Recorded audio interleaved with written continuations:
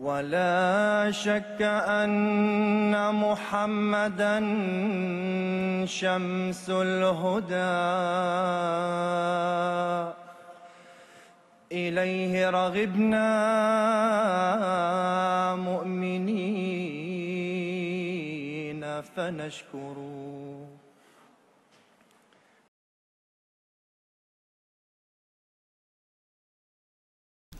Chers téléspectateurs du monde francophone, Assalamu alaikum wa rahmatullahi wa barakatuhu. Vous nous retrouvez pour votre émission Horizon d'Islam, votre émission hebdomadaire que vous voyez toutes les semaines sur la chaîne MTA International. La semaine dernière, nous avions commencé à discuter à propos du califat, qui était la suite logique qui a pris la suite du décès du fondateur Hazrat Mirza Ghulam Ahmad, du fondateur de la communauté musulmane Ahmadiyya. Aujourd'hui, on va poursuivre sur la même thématique, on va poursuivre sur la thématique du califat, et nous avions déjà commencé par aborder le premier calife, qui est Hazrat Hakim Maulvi Ibn Nuruddin, mais nous allons reprendre peut-être ce personnage emblématique de notre communauté pour pouvoir vous donner encore plus de détails et pour que vous puissiez suivre en fait la logique de notre discussion. Par ailleurs, je vous rappelle le format de notre émission qui a changé il y a très peu de temps. Désormais, on consacre à peu près une demi-heure à un thème et ensuite on se penche sur des questions que vous nous transmettez. Et dans cette optique, n'hésitez pas à nous transmettre l'ensemble de vos interrogations sur horizon@mta.tv. Vous pouvez également passer par notre site internet www.islam-ahmadiyya.org. Aujourd'hui, pour parler de ce thème qui concerne les califes de la communauté musulmane Ahmadiyya, j'ai avec moi deux personnes, Monsieur Ataoul Qayoum Jomoun Saab du bureau francophone à Londres, assalamu alaikum, et Monsieur Assad Moujib Saab qui est missionnaire de la communauté musulmane Ahmadiyya, assalamu alaikum. Alors déjà bienvenue sur Horizon d'Islam pour à tout le mois pour Assad Moujib Saab qui est un de nos nouveaux intervenants. Donc je vais rentrer peut-être assez rapidement dans le vif du sujet, puisqu'on avait déjà commencé à l'aborder avec Qayoum Saab. Qui était Hazrat Hakim Maulvi Nuruddin, donc le premier successeur, et peut-être vous pouvez nous rappeler à la fin de la période, lorsque le Messie promis alayhi salatu wassalam, dont Hazrat Mirza Ghulam Ahmad est décédé, qu'est-ce qui s'est passé, comment on a décidé de faire suite en fait à cette communauté, et quel était l'état de la communauté à cette époque-là? Assalamu alaikum wa rahmatullahi wa barakatuh à tous nos téléspectateurs du monde francophone. Pour revenir avec le califat au sein de la communauté Ahmadiyya, il faut se tourner vers ce qu'avait dit Hadrat Mirza Ghulam Ahmad alayhi salam, le Messie premier alayhi salam, à ce sujet. Il est décédé en 1908, mais environ 3 ans auparavant, en 1905, il avait déjà reçu des révélations qui annonçaient, qui présageaient qu'il allait mourir bientôt. Et c'est là qu'il a écrit un ouvrage appelé le Testament, dans lequel il a évoqué son décès, dans lequel il a aussi évoqué la bonne nouvelle de l'établissement du califat. Dans cet ouvrage, le Messie premier alayhi salam, il nous explique que d'après une loi ancienne de Dieu, qui s'est toujours passée dans la vie de tous les prophètes, Dieu manifeste sa puissance de 2 manières. Il la manifeste une première fois au cours de la vie des prophètes, mais ensuite il manifeste aussi cette puissance d'une autre manière pour anéantir des faux plaisirs des ennemis des prophètes. Parce que quand un prophète décède, on pense qu'il est décédé avant l'heure, ses suivants pensent qu'il est décédé avant l'heure, que sa mission n'est pas complète. Ses ennemis, quant à eux, ils sonnent le glas de la fin de sa communauté. Ils vont dire que sa communauté, ils se réjouissent que sa communauté va disparaître. Mais le Messie premier alayhi salam, il a dit que Dieu a toujours manifesté sa puissance de 2 manières afin de mettre fin à ce faux plaisir qu'ont les ennemis de la communauté Ahmadiyya, les ennemis plutôt de la communauté, et afin de renforcer aussi la foi de ses croyants. Parce que quand un prophète est décédé, comme nous l'avons vu dans le cas du saint prophète Mohammed sallallahu alayhi wa sallam, quand il est décédé, ce qui s'est passé avec Hadrat Omar, ce qui s'est passé avec les croyants, ils ne croyaient pas que le saint prophète Mohammed sallallahu alayhi wa sallam était décédé. Et encore une fois, le Messie premier alayhi salam, il a fait le parallèle entre ce qui s'est passé avec le Hadrat Abu Bakr. Il a dit, à l'instar de Hadrat Abu Bakr qui a été choisi par Dieu, de même cela va continuer dans ma communauté. Il a dit qu'il y aura cette deuxième manifestation qui va prendre la forme du califat au sein de ma communauté. Et d'ailleurs, pour reprendre votre propos et pour rebondir par rapport aux émissions précédentes que l'on avait fait, on avait également vu que Hazrat Mirza Ghulam Ahmad avait dit que le califat, du moins non, mais l'autorité au sein de l'islam ne s'était jamais vraiment terminée. Il y a toujours eu une autorité, qu'elle a été continue, et aujourd'hui, elle reprend, du coup, après le Messie premier, la forme du califat. Mais nos téléspectateurs peuvent du moins se référer à cette émission pour voir tous les développements bien précis en fait qu'on a fait sur ce sujet. Vous parliez du testament, peut-être que simplement je le montre à nos téléspectateurs que le testament est également le livre du Messie premier qui a été traduit en français et qui est disponible, je crois qu'il est disponible sur notre site internet www.islam-ahmadiyya.org. Il est également disponible sur d'autres sites internet de communautés francophones. Je pense qu'il est disponible sur Ahmadiyya France.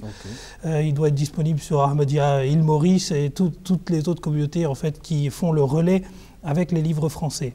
Et vous pouvez également le télécharger gratuitement et vous disposez également d'un résumé à chaque fois qui vous permet d'avoir un peu le synopsis du livre et qui vous permet de déterminer un peu ce qu'il y a dedans. Mais en tout cas, ce livre concerne effectivement les deux manifestations divines. La première à l'époque, la première en la personne du Messie Provi, qui est le prophétat, et la deuxième qui est la suite en fait qui va être donnée à son mouvement.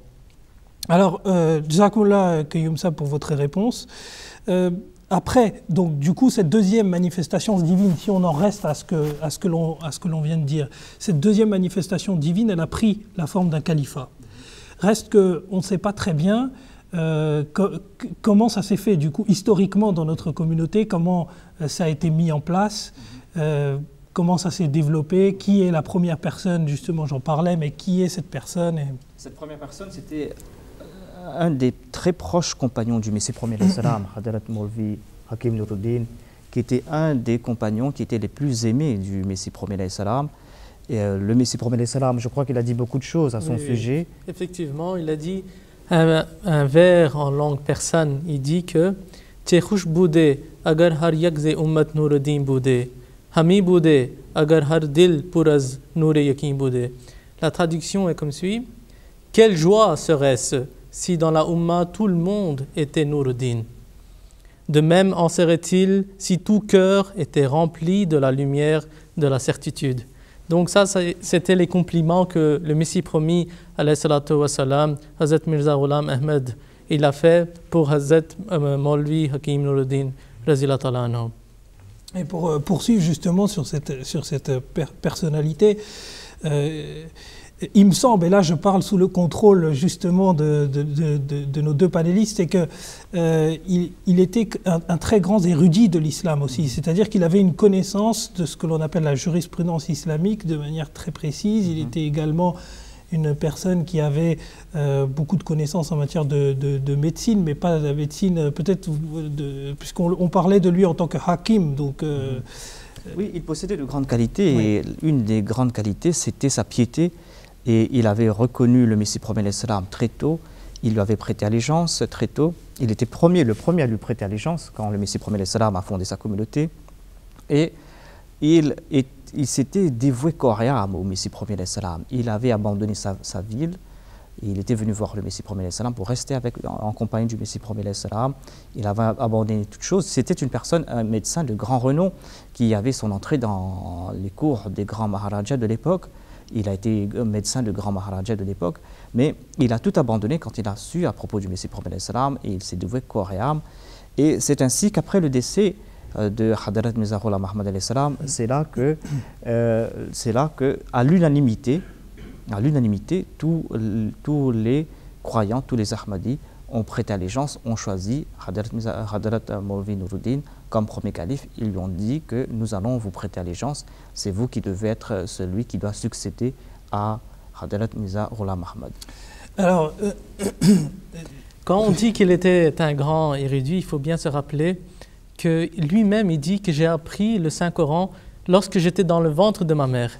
C'est-à-dire que quand il n'était même pas encore né, il avait appris le Saint-Coran. Il dit que lui-même, il dit par après que quand j'étais dans le ventre de ma mère, j'entendais la voix de ma mère réciter le Saint-Coran. Et il était aussi un hafiz du Saint-Coran, c'est-à-dire il connaissait par cœur le Saint-Coran. Et même dans la vie du Messie promis, alayhi salatu wassalam, il donnait des dars du Saint-Coran dans la masjid Mubarak. Donc c'était vraiment un grand érudit, et c'est pour cela, c'était en raison de sa proximité avec le Messie promis, sa dévotion vers le Messie promis, sa dévotion vers la cause du Messie promis, que tous les Ahmadis de l'époque, ils lui ont prêté allégeance immédiatement.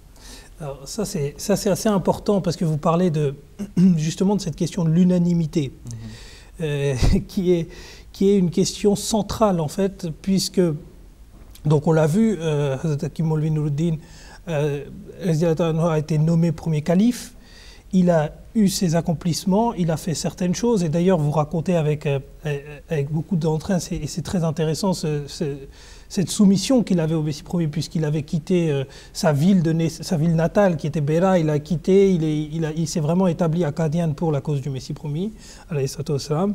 Et en fait, par la suite, lorsqu'il a été nommé calife, on voyait quand même qu'il y avait certaines personnes qui commençaient à se décrocher du lot. Et se décrocher du lot, je dis un peu vulgairement, mais c'est-à-dire qu'on voit ce que l'on va appeler par la suite la dissension. Certaines personnes vont essayer d'instrumentaliser en fait ce moment, alors qu'il n'y a pas lieu d'instrumentalisation, parce que tout le monde était réellement d'accord, et comme vous le dites si bien, à l'unanimité, que le système qui devait prendre la suite était un système de califat. Peut-être que vous pouvez simplement préciser ces propos. Donc ce que le Messie promet salam dans l'ouvrage Al-Wasiya, il a très bien défini. Il a dit que cette deuxième manifestation va avoir lieu, il faut que moi je quitte ce monde pour qu'il y ait cette deuxième manifestation. Cela ne peut pas se faire. Tant que je serai là, il n'y aura pas cette deuxième manifestation. Mais ce qui s'est passé, c'est que le Messie promet salam, il avait fondé la Sadr Anjuman Ahmadiyya, qui était un corps administratif de la communauté. Il l'avait fondé en 1906 pour gérer les affaires de la communauté. Et Hadrat Hakim Maulvi Nuruddin, il était le président du vivant de Hadrat Mirza Ghulam Ahmad. Il était le président de ce comité. Et par la suite, il a été élu calife. Et il cumulait ces deux postes. Il était à la fois calife, il était à la fois président de ce comité. Mais ce qui s'est passé, il y avait certaines personnes qui voyaient monter, qui savait que tôt ou tard, Hadrat Hakim Maulvi Nuruddin allait mourir. Et il savait que celui qui allait être choisi, c'était tôt ou tard, ce sera Mian Mahmoud, qu'on appelle le Mian Mahmoud, qui est Hadrat Mirza Bashiruddin Mahmoud Ahmad, le deuxième calife. Et ils appréhendaient cela, parce qu'il y avait certaines personnes qui voulaient s'accaparer du pouvoir au sein de la communauté. Et c'est pour cela que il voulait faire croire que cette deuxième manifestation, c'était ce comité qui a été fondé par le Messie promis salam. Et c'était 6 jours après l'élection du premier calife qu'il a commencé à y avoir des campagnes contre le califat. On voulait faire croire que le califat, c'est un poste qui est honorifique. La tâche du calife, c'est de diriger les prières funéraires et de diriger la prière de Jumu'ah. C'est d'accepter l'allégeance des nouveaux venus et que les anciens ne doivent pas prêter allégeance aux mains du calife. Et c'est ainsi que on a commencé à faire des campagnes contre le califat pour mettre fin au califat, pour essayer d'anéantir le califat. Et c'est ce que nous avons aussi vu à l'époque du saint prophète Mohammed sallallahu alayhi wa sallam, comme Salim Jib Sahib pour voir. C'est ça à quoi j'allais en venir. Oui. Puisque le califat de la communauté islamique Ahmadiyya est en fait c'est un système qui suit le califat des califes du saint prophète sallallahu alayhi wa sallam. Et le saint prophète sallallahu alayhi wa sallam, il avait dit que ce califat et le califat juste après moi, ils auront beaucoup de choses en commun. Au temps du saint prophète sallallahu alayhi wa sallam, lorsqu'il est décédé, il y a eu beaucoup de personnes qui étaient contre le califat. Ok, il y avait les musulmans qui ont accepté Hazrat Abu Bakr en tant que calife, mais il y a eu beaucoup de complots contre son califat. De la même façon, il il y a eu des campagnes contre le calife après le décès du Hazrat Mirza Ghulam Ahmad alayhi salam. Je voudrais citer aussi une autre chose que le Messie promis alayhi salam avait dit. Il avait dit à propos de la deuxième manifestation. Il a dit, première chose que Yumsab a mentionné, et qu'elle ne peut pas venir tant que moi, je ne pars pas de ce monde-là. La deuxième chose, à propos de la deuxième manifestation, il avait dit, elle sera similaire comme Hazrat Abu Bakr est venu après le saint prophète sallallahu alayhi wa sallam. De la même façon, après moi, cette deuxième manifestation allait venir. C'est-à-dire, il a dit clairement que la deuxième manifestation était le califat et non une organisation administrative comme les gens qui faisaient, les personnes qui faisaient la campagne contre le califat ont dit. D'accord, très bien. Alors, Jack Moula, ça c'est un instant, c'est-à-dire au moment où il y a eu le décès du fondateur de l'Ahmadiyya, donc Hazrat Mirza Ghulam Ahmad, et la nomination du premier calife. Et je le rappelle pour que nos téléspectateurs voient à peu près la période en fait, de laquelle on parle. Alors, ensuite, il y a eu cette vie du premier calife que l'on a bien dépeinte, qui finalement se résume en fait dans ce que l'on a dit, il a écrit certains ouvrages, il a également contribué à une certaine structure au sein de la communauté et notamment beaucoup à l'éducation. Parce qu'il avait créé notamment des écoles qui permettaient aux jeunes de la communauté d'apprendre le Coran, etc. Donc il y a eu cette période qui était une période assez courte, puisque je ne sais plus combien d'années précisément son califat a duré, mais... 6 ans. 6 ans, oui. C'est ça. Donc le califat, le premier calife, donc Hazrat Hakim Maulvi Nuruddin, ça a duré 6 ans. Et au décès du premier calife, il y a un nouveau comité qui s'est réuni pour élire le deuxième calife. Et à ce moment-là, cette dissension qui était censée être éteinte au moment où il y a eu la discussion sur le premier calife et qui n'avait plus lieu d'être parce que tout le monde s'était plié sous l'autorité de ce calife qui avait, comme vous l'avez très bien expliqué, pas seulement des fonctions honorifiques mais également des fonctions administratives, c'est-à-dire c'est lui qui gérait véritablement la communauté. Ce mouvement revoit le jour. Alors, ça, ce serait intéressant d'avoir, vous voyez, un petit peu de développement sur cette deuxième visibilité, en fait, de cette... En fait, ce mouvement, ceux qui ont créé cette dissension au sein de la communauté, ils n'étaient pas satisfaits. Ils s'étaient pliés à l'autorité du premier calife parce qu'ils ne pouvaient rien faire. À une époque, le premier calife leur a même demandé de lui prêter allégeance de nouveau. Parce qu'en voyant cette dissension, en voyant ces campagnes, il leur a même demandé de lui prêter de nouveau allégeance, de renouveler leur allégeance au calife. Il leur a bien expliqué. Moi, je pense que le plus grand accomplissement du premier calife, c'est le fait qu'il soit devenu lui-même, qu'il soit devenu la manifestation de ces prophéties du saint prophète concernant le rétablissement du califat, le saint prophète sallallahu alayhi wa sallam, et il a tout fait pour maintenir le califat.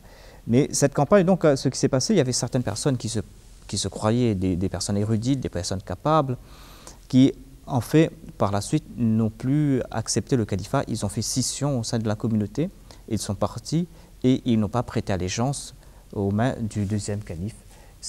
Je voudrais rajouter une petite chose, c'est que ces gens-là, ces personnes-là, ils ne sont pas venus d'un coup, ils n'ont pas accepté le deuxième calife. Il faut se rappeler que ces personnes-là, tout au long du premier calife dans sa vie, ils étaient contre son califat. Mais puisque tout le monde, tous les autres Ahmadis, ils étaient pour le califat du Hazrat Hakim Maulvi Nuruddin, c'est pour ça qu'ils se sont tués. Et même Yumsab vient de mentionner l'événement du serment d'allégeance.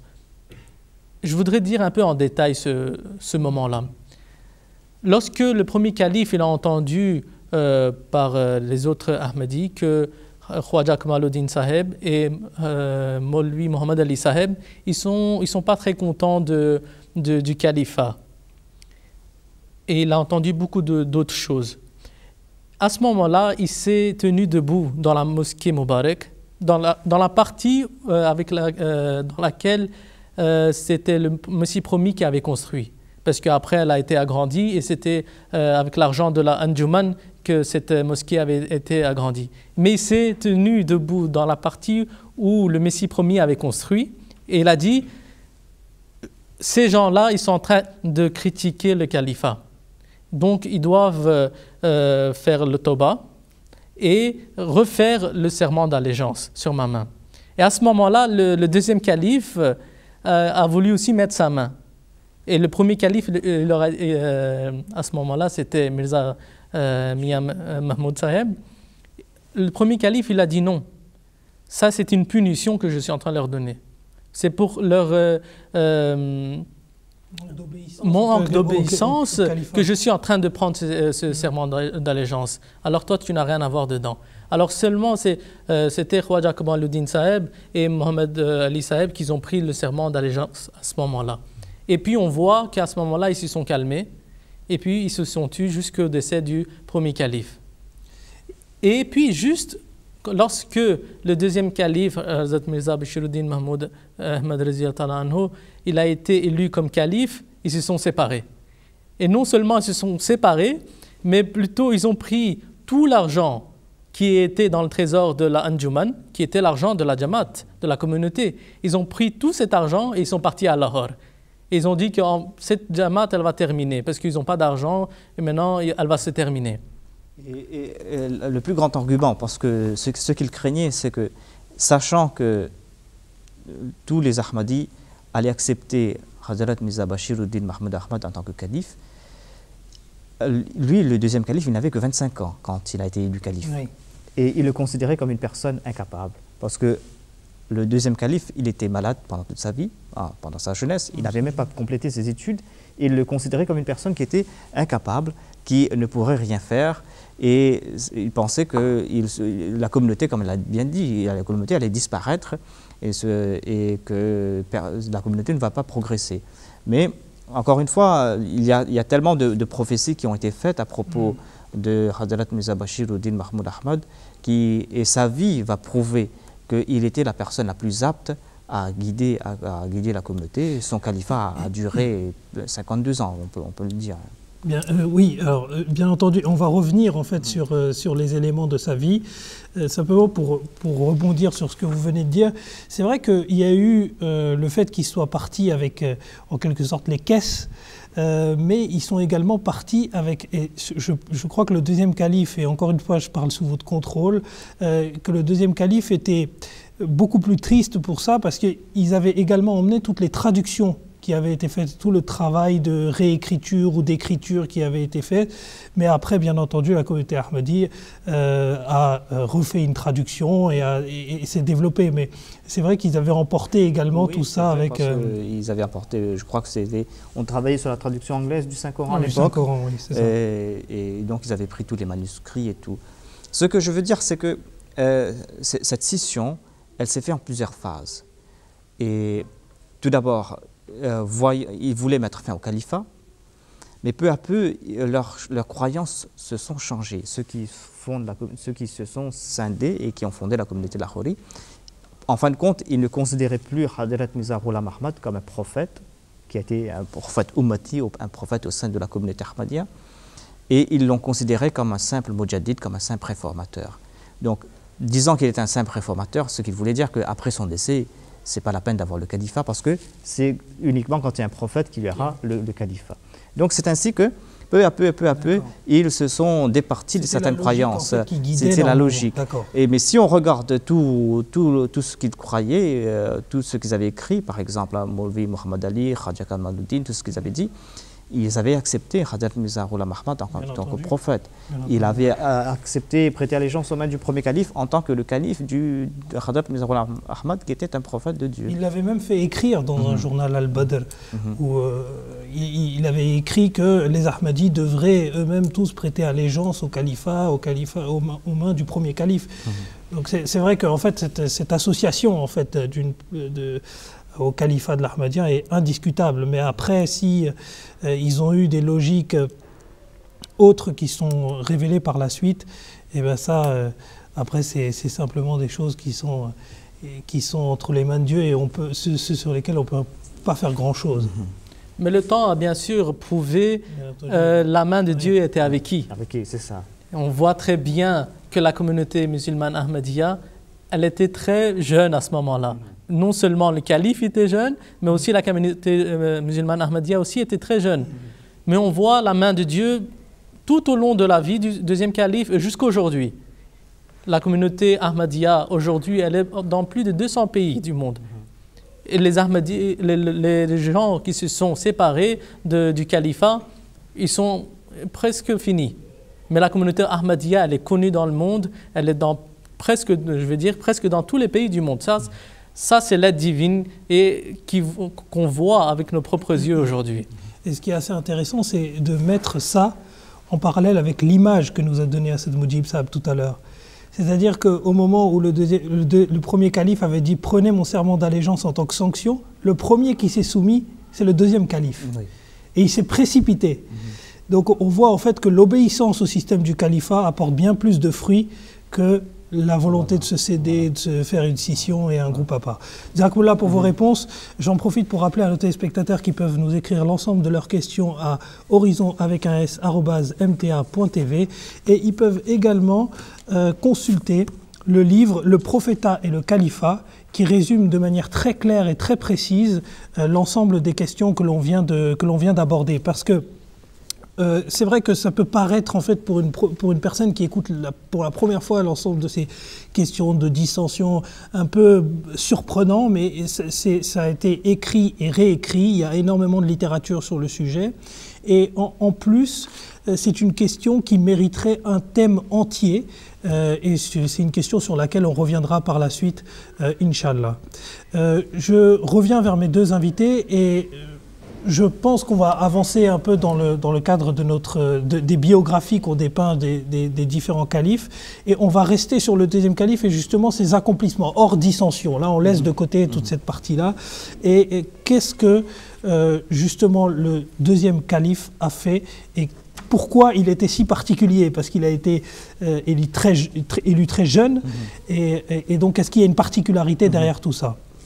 Oui, tout ce qu'il a fait au cours de sa vie en tant que calife, cela se résume à la mort de son père qui était Hadrat Mirza Ghulam Ahmad alayhi salam, ce qu'il avait dit quand il s'est mis à côté de la dépouille de son père.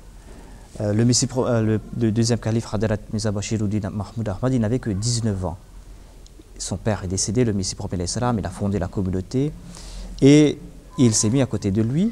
Et il a dit, il a juré au nom de Dieu, il a dit que même si le monde entier, toute la communauté t'abandonne, toi, moi, je vais continuer ta mission parce que je vais transmettre ton message jusqu'aux confins de la terre parce que cette mission, c'était Dieu qui avait confié au Messie prophète salam. Cette mission, c'était la mission de la renaissance de l'islam, cette grande mission qui a été annoncée par le saint prophète Mohammed sallallahu alayhi wa sallam. Et c'est ce que nous avons vu au cours des 52 ans de son califat. Et il a fait que travailler dans ce sens. Et la première chose, une des premières choses qu'il a fait, c'est qu'il a établi la première mission en Angleterre en 1914. Donc on voit qu'en 1914, il est devenu calife, que Dieu lui a choisi comme calife. Et la première chose qu'il a fait, une des premières choses, il a établi la première mosquée à Londres, qui était la première mosquée de l'Angleterre même. Donc pendant toute sa vie, c'est ça, il s'est consacré à transmettre le message du Messie prophète salam, qui était, il faut le rappeler, son message, c'est rien d'autre que l'islam à l'état pur. Ce qu'il nous a présenté, c'est la renaissance de l'islam, cet islam qui est l'islam du saint prophète Mohammed Mustafa sallallahu alayhi wa sallam. Et comme l'a bien dit Assad Moujib Sahab, donc en 1915, il y a eu les premiers missionnaires ont été envoyés à Londres. Et en 1915, c'était en 1914, je pense, oui. Et puis en 1915, je pense c'était à l'île Maurice aussi, au Sri Lanka. Mais sachez que tous ces missionnaires ont été envoyés alors que la communauté n'avait presque pas de fonds. Bien sûr, voilà. La communauté n'avait pas de fonds, comme vous avez bien dit, les autres avaient pris la caisse. La communauté n'avait rien, ces missionnaires partaient sans ayant les poches vides. Les poches vides, ouais. On les envoyait pour transmettre la mission, le message. Ils ne savaient pas où ils allaient atterrir, où est-ce qu'ils allaient trouver de l'argent. Puis souvent les voyages duraient des mois, ils sont en bateau. Oui. Et puis, bon. Et la mosquée de Londres dont on parlait, elle n'a pas été construite par l'argent du fonds de la Jamaat, mais au contraire avec l'argent des bijoux des femmes de Qadian. Oui. Ça, c'est aussi, on voit le modèle de sacrifice qui est mentionné dans le Saint-Coran, qu'on a vu au temps du Saint-Prophète sallallahu alayhi wa sallam, et on le voit aujourd'hui aussi dans la communauté musulmane ahmadiyya, que enfants, petits, grands, âgés, femmes, tout le monde font des sacrifices pour la communauté. Ça, c'est la beauté, une des beautés de la communauté musulmane ahmadiyya aussi. Et c'est vrai que aujourd'hui, la communauté musulmane ahmadiyya, enfin, au niveau des fonds, il n'y a plus aucun problème. Je veux dire, les membres contribuent, et donc c'est une bonne réponse en fait qui a apporté à ce mouvement qui justement avait emporté les caisses en disant bon, ils sont fauchés, ils sont ruinés et il n'y a plus rien à faire d'eux. Et ben, comme quoi on peut être fauché et ruiné et véritablement réussir, parce qu'il suffit d'avoir l'aide divine avec soi. Jazakallah pour vos réponses. J'en profite également parce que lorsque vous parlez de la renaissance de l'islam, le calife Ayyadahu Ta'ala bin Aziz a fait récemment un sermon dans lequel justement, il a fait déjà 2 sermons dans lesquels qu'il avait consacré au deuxième calife, et on peut renvoyer nos téléspectateurs à ces 2 sermons qui sont, je pense, disponibles sur le site internet www.islam-ahmadiyya.org. Et également, il avait fait un sermon dans lequel il avait parlé d'un voyage du deuxième calife lorsqu'il était parti, il me semble, et je parle de mémoire, à Damas, ou en Égypte, où il avait rencontré du moins une personne, un imam du Moyen-Orient, qui lui avait dit bon, moi je reconnais la grandeur du Messie promis, c'est ok, mais arrêtez de prêcher votre message ici. Et en fait, c'est à ce moment-là que le deuxième calife lui avait répondu si c'était une question d'individu, bon, ok, mais là c'est une question qui implique Dieu. Okay. Et c'est Dieu qui nous donne l'ordre en fait de propager le message. Et ça reflète également assez bien la renaissance de l'islam. Ça c'était simplement pour la petite remarque, mais est-ce que vous pouvez peut-être nous donner quelques littératures, parce que le deuxième calife a beaucoup écrit, et ça a été une de ses œuvres majeures. Ses écrits et l'ensemble de sa contribution au monde islamique. Est-ce que, Assad Saheb, peut-être vous pouvez nous parler de... Bien avant son califat, il écrivait déjà pour un magazine il était aussi l'éditeur de ce magazine, c'était le magazine Tashhizul Azan. Donc, il était très jeune à ce moment-là, il a commencé à écrire en 1900, et puis ce magazine a été publié en 1906. Donc, ce magazine a été publié en 1906, en mars 1906. Donc à ce moment-là, il était très jeune, mais il écrivait déjà, il faisait déjà des œuvres. Donc ça, c'était sa base. Et après, tout au long de sa vie, il a publié, il a écrit beaucoup de livres. Il a écrit même le commentaire du Saint-Coran qui est aujourd'hui, même aujourd'hui, quand quelqu'un, un non-Ahmadi, le lit, il est très étonné que comment une personne assis au fin fond du monde, dans un pays où il n'y avait pas de l'Internet, TV à ce moment-là, il n'y avait rien du tout, il a écrit tout ce trésor.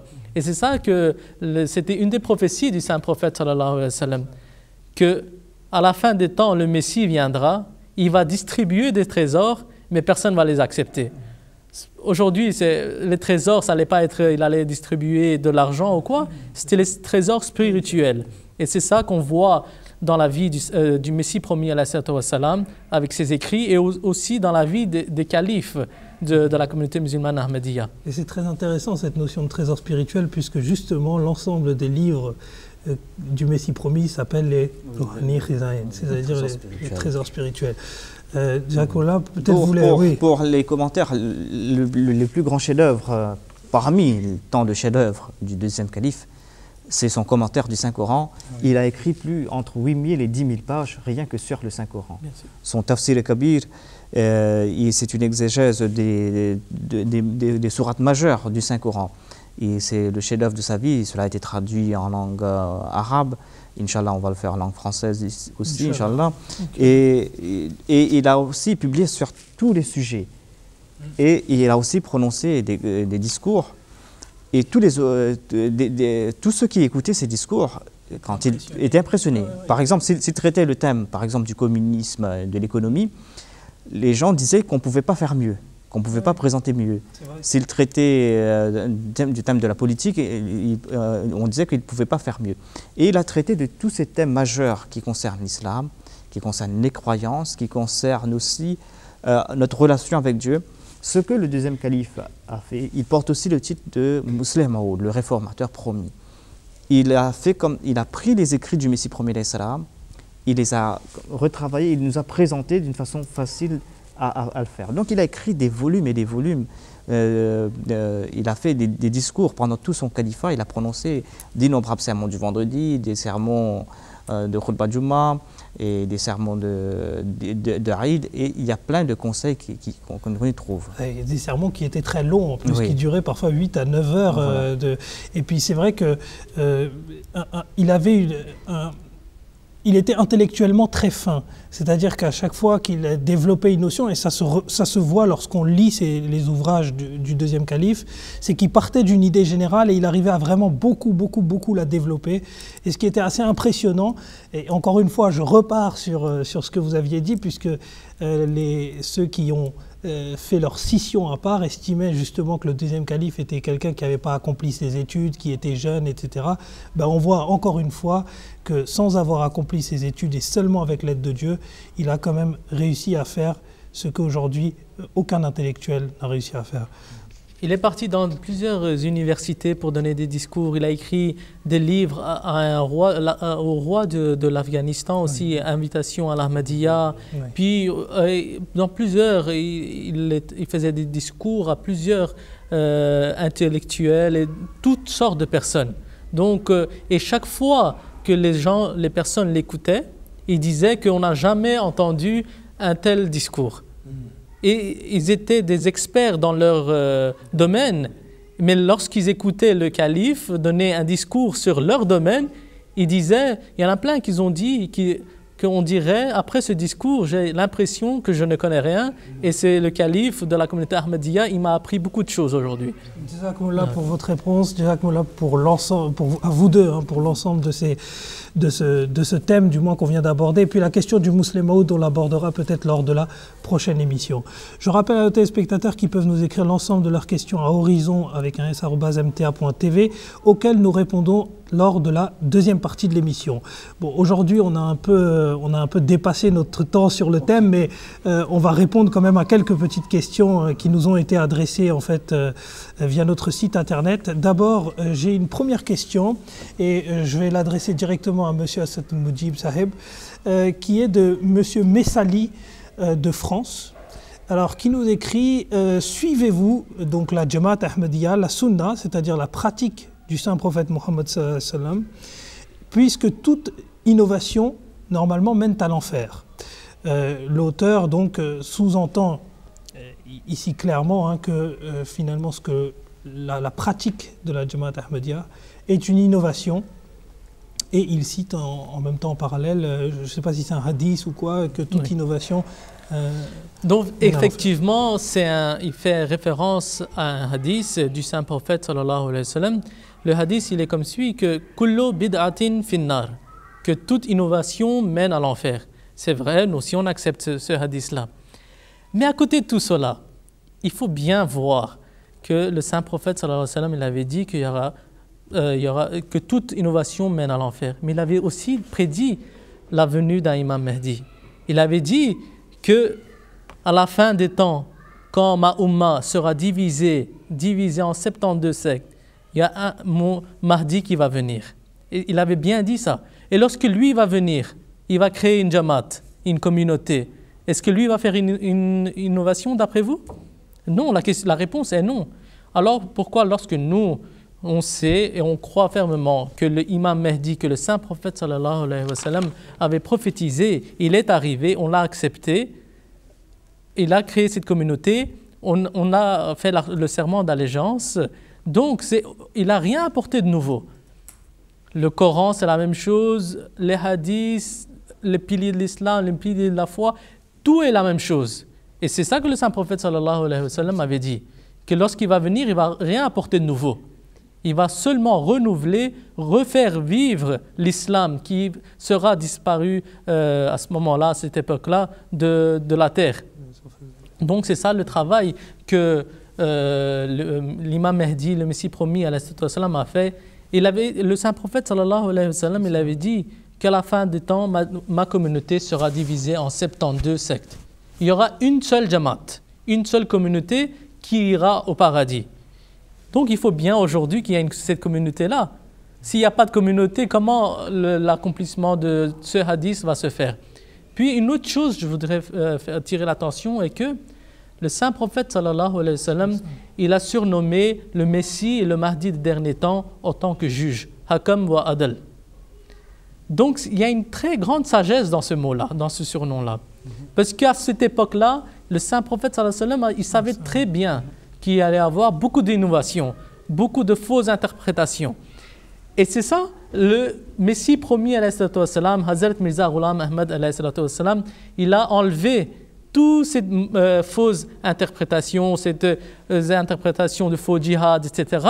Donc, c'est lui, en fait, la personne réelle qui a enlevé toutes ces innovations. Et non que la Jamaat est une innovation. La Jamaat est seulement l'accomplissement de la prophétie du saint prophète sallallahu alayhi wa sallam. Jazakallah pour votre réponse. Et je rappelle également qu'on avait eu une émission sur le déclin de l'islam où on avait bien expliqué en fait ces questions du coup 72 sectes et de Jamaat, etc. Et je crois que notre invité à ce moment-là, c'était M. Abdourani Jahangir Saheb qui avait bien détaillé avec vous, Qayyum Saheb, comment il fallait se comporter, quelles étaient les différentes interprétations qui ont été faites. En tout cas, Jazakallah Saheb pour votre réponse. Donc la deuxième question est une question qui nous vient toujours de France, qui est d'une dame qui s'appelle Leïla et qui nous écrit pourquoi la communauté musulmane traditionnelle, donc là on entend bien pas Ahmadi, en 1974 s'est-elle permise de considérer les musulmans Ahmadis comme des non-musulmans du coup? Donc la communauté musulmane Ahmadiyya est taxée d'être hors de l'islam. On dit que les Ahmadis ne sont pas des musulmans. Et tout cela a commencé surtout au Pakistan, où il y a eu des campagnes virulentes contre la communauté Ahmadiyya. Cela avait débuté même avant le Pakistan, avant la partition de l'Inde du Pakistan, où les adversaires de la communauté musulmane Ahmadiyya n'ont cessé de faire des campagnes contre les Ahmadis pour les faire passer pour des non-musulmans. Et en 1974, c'est l'année qu'on a mentionnée, c'est l'année où il y a eu au Pakistan la conférence islamique. Et le premier ministre du Pakistan de l'époque, M. Zulfikar Ali Bhutto, et le roi de l'Arabie, le roi Faisal de l'Arabie Saoudite, il voulait avoir les éloges des fondamentalistes. Et ce sont ces fondamentalistes qui leur ont poussé à décréter que les musulmans ne sont pas les Ahmadis plutôt ne sont pas des musulmans. C'est là qu'on a passé cette loi au Pakistan pour déclarer que les Ahmadis ne sont pas musulmans. Mais est-ce qu'on peut se demander, qui a le droit de qualifier quelqu'un de non-musulman? Oui. Le saint prophète Mohammed sallallahu alayhi wa sallam, il a déclaré Man salla salatana wastaqbala qiblatana wa akala zabihatana fadhalika al-muslim. Celui qui prie comme nous 5 fois par jour, celui qui s'oriente vers notre qibla, celui qui mange la chair des animaux que nous avons égorgés selon nos rites, celui-là est un musulman. Donc c'est ce que nous faisons. Les Ahmadis peuvent venir dans notre mosquée pour voir dans quelle direction nous prions, dans la direction de la Mecque. Nous prions 5 fois par jour. Donc il n'y a pas d'innovation au sein de la communauté Ahmadiyya, comme vous l'avez dit. Et ce qui est assez intéressant, c'est justement cette question de déclarer quelqu'un musulman ou non. C'est que le terme même de musulman renvoie à la soumission. Donc à partir du moment où quelqu'un est soumis à Dieu, il est considéré même étymologiquement, si on prend ce mot, comme étant un musulman. Donc ça viserait non seulement les Ahmadis, mais ça concernerait tous les prophètes qui étaient soumis à Dieu et qui étaient eux-mêmes des musulmans. Enfin, et il me semble qu'il y a un livre, je pense pas qu'il a été traduit en français, qui est en fait le mémorandum qui avait été déposé devant l'Assemblée nationale en 1974. Et dedans, on précise bien qu'il y avait un panel de oulémas qui était présent ce jour-là, et lorsqu'on leur avait posé la question de la définition d'un musulman, tout le monde avait une définition différente. C'est-à-dire qu'on ne peut pas aboutir à un consensus aujourd'hui de l'oumma, entre guillemets, musulmane, sur la notion même de musulman. Donc en fait, ce qui s'est passé en 1974, c'est que c'est vrai qu'il y a eu cette loi et c'était dirigé clairement contre les Ahmadis, puisque c'était un amendement constitutionnel qui prévoyait clairement, d'abord la constitution du Pakistan qui se contredit elle-même, puisque dans l'article 20, elle prévoit la liberté de religion, donc elle prévoit la possibilité pour tout citoyen de la République islamique du Pakistan de pouvoir librement propager sa foi, vivre sa foi du moins. Et du coup, il y a cet amendement que l'on appelle en plus tristement les amendements anti-Ahmadiyya, qui ont été adoptés effectivement lors de cette conférence islamique pour que les Ahmadis, dans un premier temps, c'est les raisons qui ressortent du débat, c'est que pour qu'ils ne repartent pas à la Mecque et pour qu'ils n'envahissent pas l'Arabie saoudite entre guillemets. Et après, on a vu les déclinaisons qu'il y a eu de cet amendement avec le dictateur Zia-ul Haq qui lui a adopté des ordonnances et qui après a fait de la surenchère en fait, hein, a coupé les vivres en fait de la communauté musulmane ahmadiyya. Mais c'est vrai que posé sous cet angle, la question est intéressante. Ça veut dire qui aujourd'hui est capable pour déterminer si telle personne est musulmane ou si telle communauté, si telle branche est musulmane ou non. Donc, oui. vous avez... Donc, si je peux ajouter quelque chose, oui, parce qu'on a assez le temps d'ajouter. Oui, bien sûr. C'est que pour définir qui est un musulman, retournons vers l'époque du saint prophète Mohammed sallallahu alayhi wa sallam.